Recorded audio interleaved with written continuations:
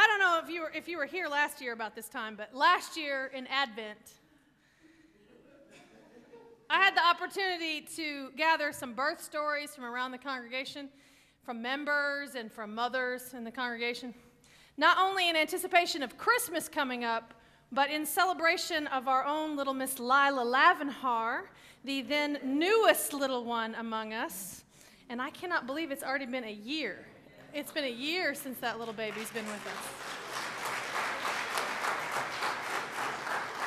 It may feel like twice as long. I know Anita's back there. It may feel like twice as long.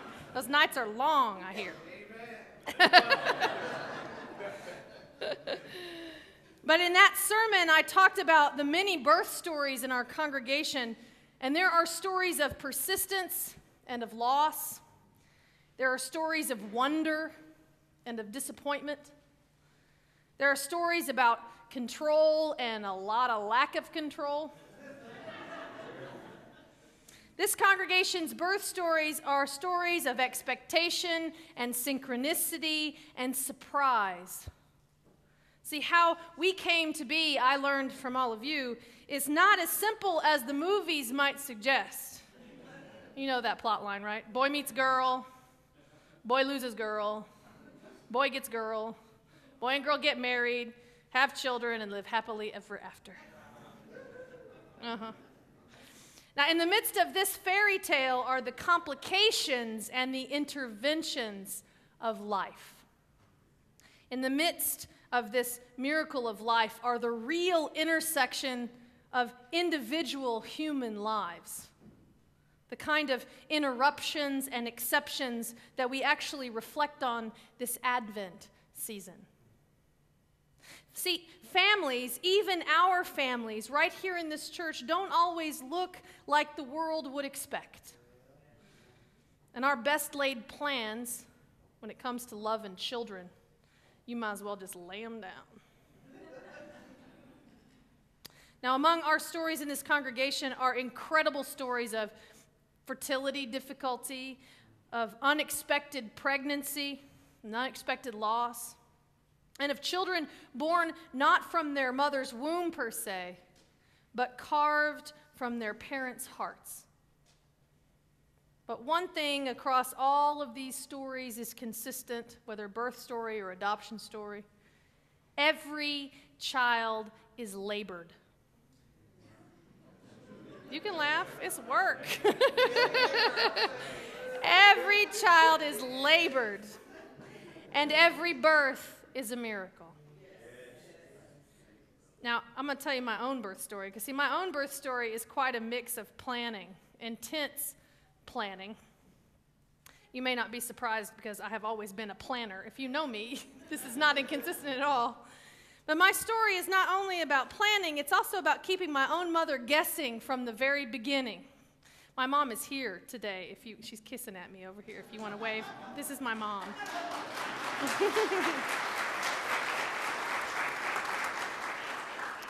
You see, my parents had been trying for several months, and I was actually conceived in November, 9 months and a couple of weeks before my father was supposed to get out of the Navy.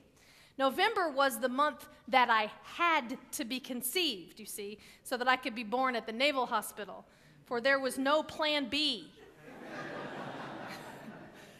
My mom says that everything was very sterile and kind of gruff at the hospital. She was only 20 years old, and my father just a year older. And even though he was on staff at the Naval Hospital, he was not allowed to attend. Now, after I was born, I was cleaned up and showed to her briefly, and then they whisked me away to the nursery. The first time she was actually able to hold me was the next day.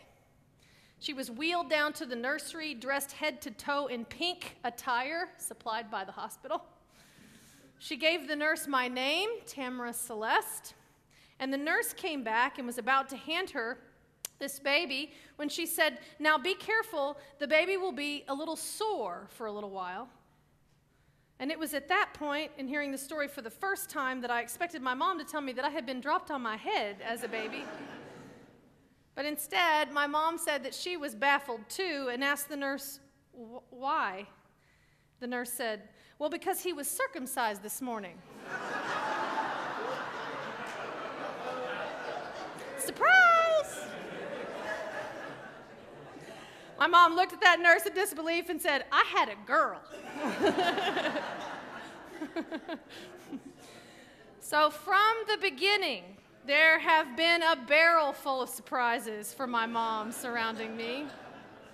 I would doubt that she believed when she finally held me that day that I would grow up to live overseas at 16, or that I would become a minister.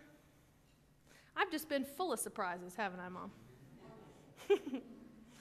But maybe there were a few hints from when I was younger that one day in my 20s, following a marriage and a divorce, I would call her from Texas some 14 years ago and tell her that I was in love with Jill.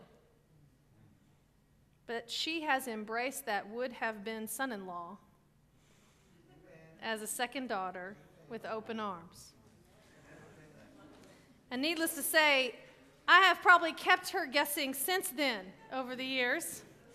And even though the path that has led me to where I am today seems to me to be so contrived on the one hand, so full of grace, so planned, so obvious now to me in hindsight, it certainly was not from the start.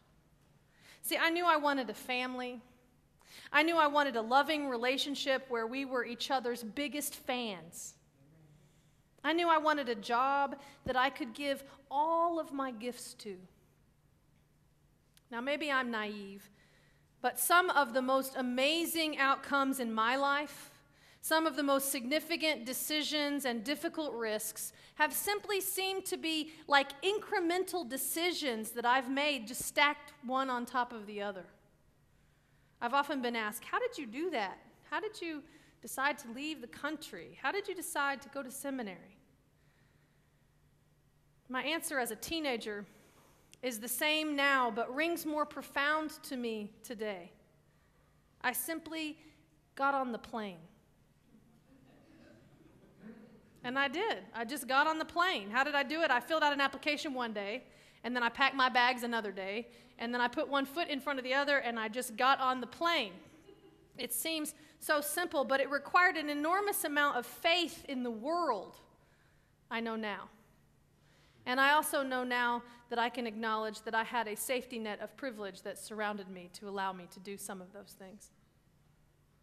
But despite any disappointments and struggles, despite any frustration or loneliness that I encountered there, or any of my risk-taking, leaps of faith like that force me to be vulnerable, that push me into the unknown, that insist that I let go of the outcome, release my expectations, have always been worth the risk.